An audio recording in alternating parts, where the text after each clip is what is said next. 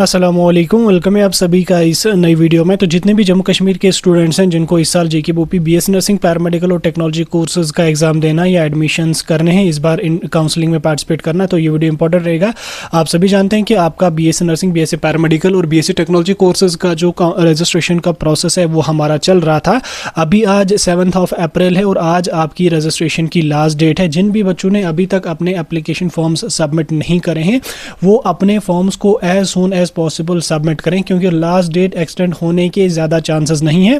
BSc nursing की application forms की last date usually extend नहीं होती है, क्योंकि ऑलरेडी काफ़ी सारे एप्लीकेशन फॉर्म्स सबमिट हो चुके हैं। हाँ, अगर एक्सटेंड हो जाती है तो आपको हम इन्फॉर्म करेंगे, अच्छी बात होगी। अगर 2-3 दिन एक्सटेंड हो ही जाती है तो अच्छी बात है, लेकिन फिलहाल के लिए अभी तक कोई भी official confirmation regarding date extension अभी तक नहीं आया है। तो जितने भी बच्चे अभी ऐसे हैं जिन्होंने अभी तक अपना फॉर्म नहीं भरा है तो अपना form as soon as possible submit करें। फ़ी पेमेंट में अगर कोई इशू आ रहा है, फ़ी पेमेंट अगर आपकी नहीं हो रही है तो कोई और कार्ड यूज़ करें। अगर फिर भी नहीं हो रहा तो सीएससी सेंटर विजिट करें, वहाँ पे जाके फ़ी पेमेंट करवा लें या हमारे से कांटेक्ट करें। अगर टाइम हुआ तो कर देंगे, नहीं तो बेहतर है सीएससी सेंटर चले जाओ। 50-60 रुपये वो ले ही लेते हैं फ़ी पेमेंट करने की। वो 50-60 रुपये लेके आपकी फ़ी पेमेंट को कर देंगे, क्योंकि कुछ एटीएम कार्ड्स जब वो एलिजिबल नहीं होते हैं ऐसी पेमेंट्स के लिए, उसके लिए बैंक पे जाके उनको एक्टिवेट करवाना पड़ता है।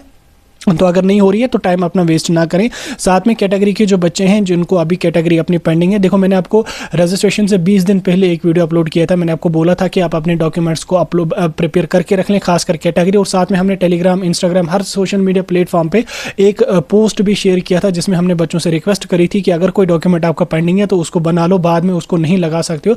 अब भी अगर किसी बच्चे ने कैटेगरी सर्टिफिकेट नहीं बनाई है तो वो अपनी मर्जी से, चाहे ओपन मेरिट में भर दे चाहे कुछ भर दे, उसको अपनी मर्जी है। हाँ, अगर किसी ने अप्लाई किया है लेकिन कैटेगरी को आने में 3 से 4 दिन का टाइम लगेगा या 5 दिन का टाइम लगेगा, तो वो फॉर्म में अपनी कैटेगरी को मेंशन करना, फॉर्म की कैटेगरी की इशू डेट में आज की डेट डालना और लास्ट पे कैटेगरी सर्टिफिकेट के बदले जो आपने ऑनलाइन अप्लाई करके उस रिसिप्ट को आपको मिली थी वहाँ पे उस रिसिप्ट को अपलोड करें।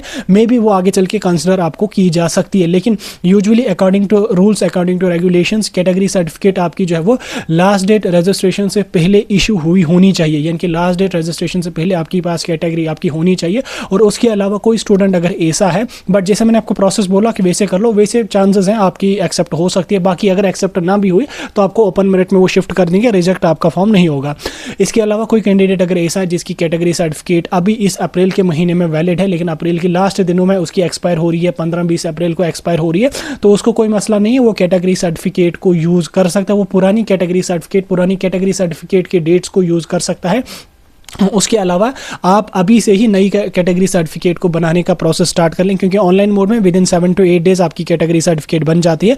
तो आप अपनी नई कैटेगरी सर्टिफिकेट को बना के रख लें, फिर आपका जब एडमिशन का प्रोसेस होगा तब आप उसको यूज़ कर सकते हैं।